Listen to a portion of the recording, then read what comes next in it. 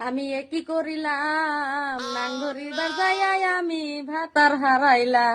লাঙ্গের আশা কইরা তোমার বাতারে বাসাঙ্গে তোমার লাঙ্গে গো সোন খেতে নিয়া মাঞ্জা বাঙ্গে।